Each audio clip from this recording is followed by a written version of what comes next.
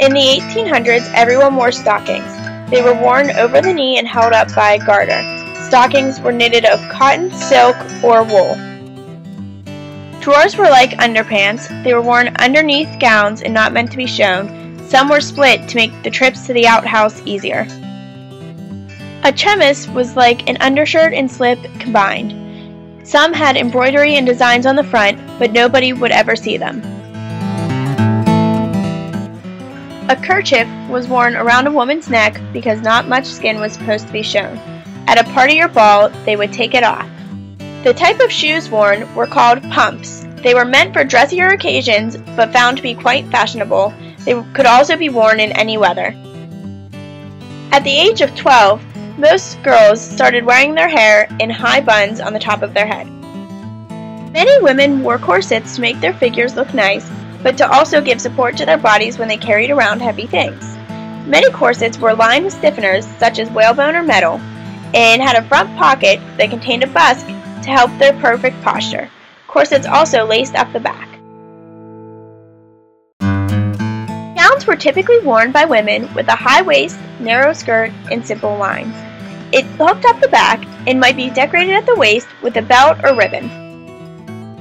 When a girl started wearing her hair up, she also started to wear a white cap over it most of the time. They didn't wash their hair as often as we do now, so wearing a cap helped keep their hair cleaner, longer, and hid greasy-looking hair. They were considered to be stylish, and if someone was going to a fancy ball, she could take the cap off. Women also wore earrings back then, as we do now, because they were just as stylish. Hats were worn because suntans were considered very unstylish. Anytime a woman went outside, she wore a straw hat like the one in this picture to block the sun from burning her. They were made out of straw from New England.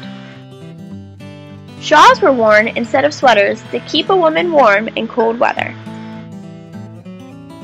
Some gowns had two-part sleeves. The lower part would be basted on for cooler weather, and in warm weather, the lower part would be removed by cutting the stitches. The purses carried were called ridicules, which could carry a handkerchief, money, or anything else.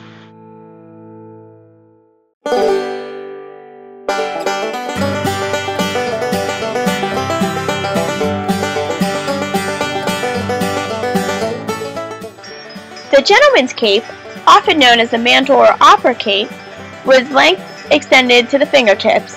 Longer lengths would be extra cost. It was similar to the mounted style greatcoat cape with lay-down collar.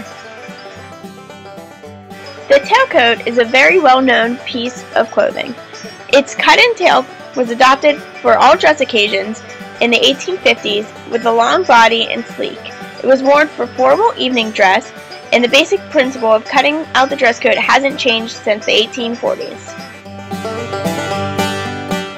The sack suit was made of a coat, vest, and trousers, all matching from the same fabric, and was very popular during the 1860s.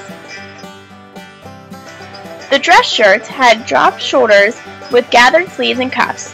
There were 3 buttons on the front, with 1 on each cuff. Trousers with a drop front were the earliest style of pants closure. They were very big in the civilian and military, although some would have been seen during the Civil War and possibly after. Long drawers are from the 1850s up until the turn of the century and were approximately ankle length. They were offered with stirrups to hold the leg down for an additional price. Short drawers were from the 1700s through the 1890s. They came below the knee, which made it good for horsemen and cavalry, and they were less bulky underneath the boot.